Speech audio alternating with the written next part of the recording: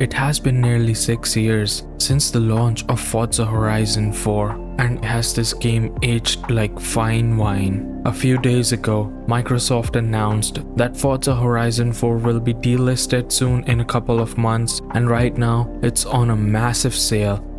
So I wanted to go back and take a look at FH4 and see how it holds up in 2024 and if it's worth your time and your money to buy this game. Forza Horizon 4 is a very special game as it did many things that none of the games in the series before it did, and neither did Forza Horizon 5, which came after it. It's not a perfect game by any means, but it is pretty damn close, and you guys know I don't like to waste your time at all. So the answer to the question that if this game is worth playing in 2024, and if you haven't bought it, should you buy it, or if you haven't played it in a few years, should you come back and play it? The answer is yes, 100% yes, a million times yes. This game is so good that I would honestly recommend it at full price without even a sale. Forza Horizon 4 is a game built by car lovers for car lovers. This game has it all: a beautiful, densely packed, dynamic open world, tons of different types of racing disciplines and events to completely entice you in. The amount of detail and authenticity in this game is still unmatched. Its visuals, even though it's a 6-year game, still put almost every other racing game to shame.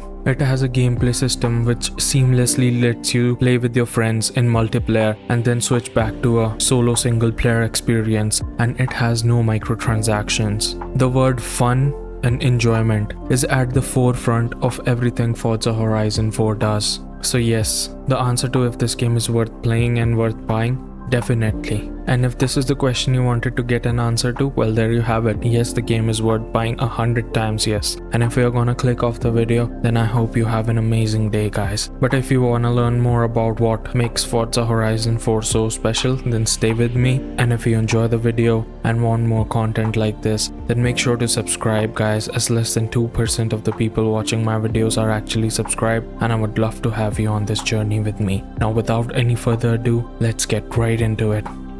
The first thing I want to talk about, what in my opinion is the best thing about Forza Horizon 4, is the open world. Horizon 4 is set in the UK, and oh man, is it near seamless perfection, if I say so myself. I know what I'm about to say is a massive statement, and I might get hate for it, but oh well. In my personal opinion, Forza Horizon 4's map completely obliterates Forza Horizon 5's map. It isn't even a competition in my eyes. Horizon 4's map is small but densely packed with things to do and full of detail and visually so damn impressive. It has a dynamic, constantly changing open world which changes seasons every single week, which completely changes not only the look, the atmosphere and the feel of the map, but also how you drive your car. The beautiful open world of the UK, full of elevations and gorgeous roads to drive on, with a temperate climate and alder and oak trees dotted on the countryside. Whether you're driving in the massive city of Edinburgh or roaming around the countryside, there's not a single moment where Forza Horizon 4 doesn't look beautiful, whether it be its vibrant art style or its sheer graphical fidelity. You know a game is good when I can just boot Forza Horizon 4 up and just vibe to the music and drive in this game without even doing any races, and just take in the scenery and explore UK. And even after hundreds of hours, I come across a road which I hadn't driven on before and some houses or sceneries which I hadn't seen before. This map is so worth exploring. There are so many small towns and villages dotted on the map,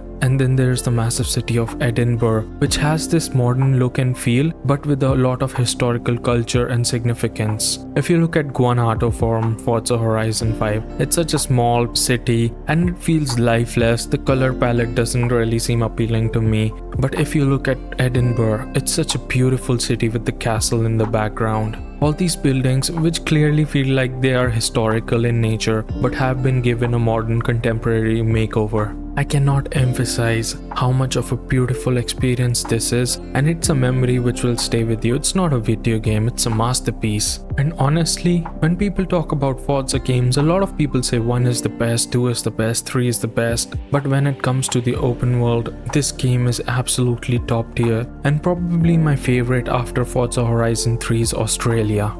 Now let me talk about the biggest feature in Forza Horizon 4 and the biggest change it did to the franchise, which is seasons, which is something we only have in Horizon 4 and not in any games before or after it. Now as you know, UK is a place which has this temperate climate and seasons which constantly changing weather throughout the year, and this setting allowed playground games to implement 4 seasons: spring, summer, autumn and winter. And whenever the season changes, the look of the map completely changes. In spring, everything feels fresh and there's this early rain.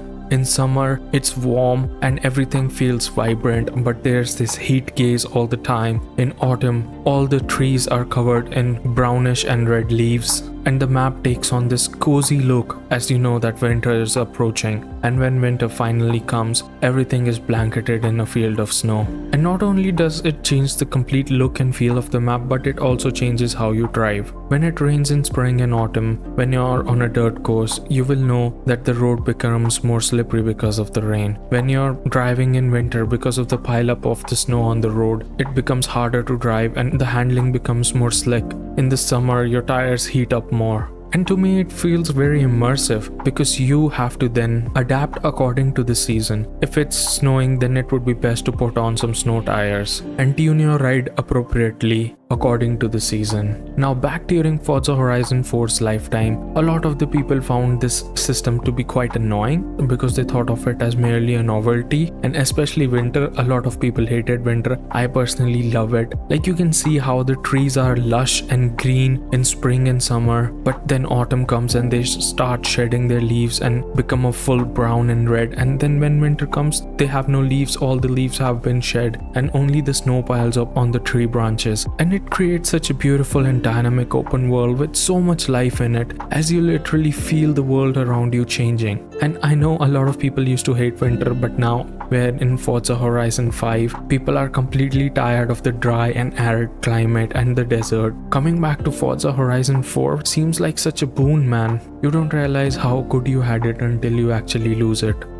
The next thing I want to talk about is the cars and the driving. Forza Horizon 4 has around 750 cars, which is not a far cry less from its successor Forza Horizon 5, which right now has around 800 cars. So the car list in this game is massive, and if you're a car enthusiast, it's a high chance that you'll be able to find the vehicle that you want to drive, no matter how niche or how popular or how exotic it is. Hell, I have driven a tractor with 700 horsepower V8 inside it, guys. So this game, when it comes to cars, it's really authentic. It has a lot of car manufacturers from around the world, and the detailed car models, they look so great. In fact, Forza Horizon 5 reuses almost all of the car models from this game, which are constructed in such massive detail, whether it be the steering animations, the side or the rear view mirror reflections, the interiors. Everything has such a high polygon count, everything is really detailed. The Horizon series has always had this realistic driving experience, which is not exactly a sim racer, but very close to a simcade, and it's a far cry from other arcade racers like The Crew or Need for Speed. Cars feel heavy to drive, they stick to the ground, and they feel like actual cars and not aeroplanes like they do in most other arcade games. And there's no generic car handling model here. Different cars feel very different to drive, and playground games have definitely put in the work when it comes to the driving model of Forza Horizon 4. Now, one of the things that was the most controversial thing about this game are the car sounds, which I absolutely agree are not up to par. I'm not saying all the car sounds are bad. Some cars like the Bugatti Chiron, the Corvette Z1, and many of the high-profile cars have dedicated sounds which sound absolutely amazing, but many of the not-so-popular cars have shared generic sounds which doesn't sound good at all, to be honest. And even for the cars which do have dedicated sound, it just doesn't sound as right as it should. Like if you look at the Crew Motorfest, the sounds in that game are absolutely insane, and the sounds in this game, not that good, man. So when it comes to the car sounds, Forza Horizon 4 definitely lacks in that department. And one final thing I want to say about the driving is that even though it feels really good on controller, but on wheel, it's fine, it's pretty good, but sometimes the force feedback doesn't kick in and it doesn't feel as authentic and as immersive as it should. So on the wheel, it's an okay experience. It's far better than the Forza Horizon games that came before it, but it's definitely not good as something like Forza Horizon 5 or Forza Motorsport. So yeah, the wheel gameplay, not that good. It's decent, but not top tier like you can probably get right now from many other games. Now let's dive into the racing experience. So Forza Horizon 4 has a ton of racing disciplines, from street races to road races to dirt races, cross-country races, drag races, drift races. There's a whole lot you can do, and you have complete freedom on how you want to play and what you want to play. Which is one of the things I love the most about the Forza Horizon franchise, is that it keeps fun at the foremost and lets you play however you want to play. There is no right or wrong way to play this game. You can progress whatever events you want first. If you don't want to engage in particular type of event, you don't have to. In fact, before Forza Horizon 4, I was mostly into road racing, and I wasn't a fan of dirt racing or rally racing or cross-country racing. I know Forza Horizon 3 also had those disciplines, but in Forza Horizon 3 it was mostly, cross-country and dirt racing in the desert and arid environments, so I wasn't a massive fan of that. But in Forza Horizon 4, when I played the cross-country races and when I saw that you could explore so much when you go off the beaten path,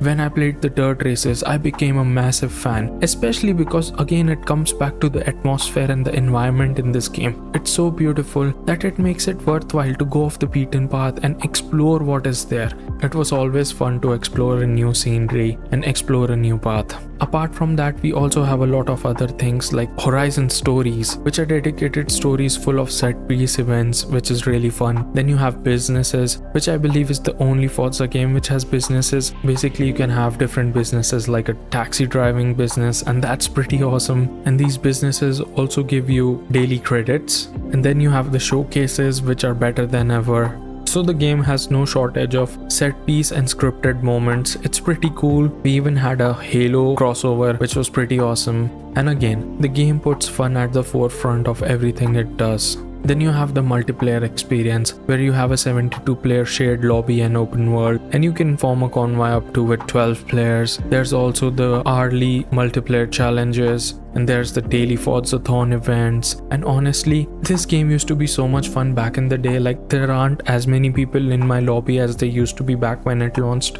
And since the Forzathon event used to start at only one place, there used to be so many pre-race meetups, and it was pretty fun hanging out with people you didn't know. And the social aspect is not forced upon you at all. Like, you can go completely offline and you can play the game offline if you don't like the multiplayer experience. So I really appreciate it. There's also the festival playlist. I'm not the biggest fan of festival playlists. I wasn't a fan in Forza Horizon 4, and I am not a fan in Forza Horizon 5 because I don't like how the festival playlists try to force you into a particular playstyle, and it feels pretty grindy to me. So I'm not the biggest festival playlist fan, but I know a lot of people love it, because if people didn't love it, then Playground Games wouldn't keep, pushing the festival playlists every single week. I also really like street races at night, which feels so great because these street races are kind of non-sanctioned races which some of the characters from the Horizon Festival do on the sidelines, and you can race hypercars and sports cars at night. And especially in Edinburgh City, those races look absolutely stunning, and I had so much fun with the street races.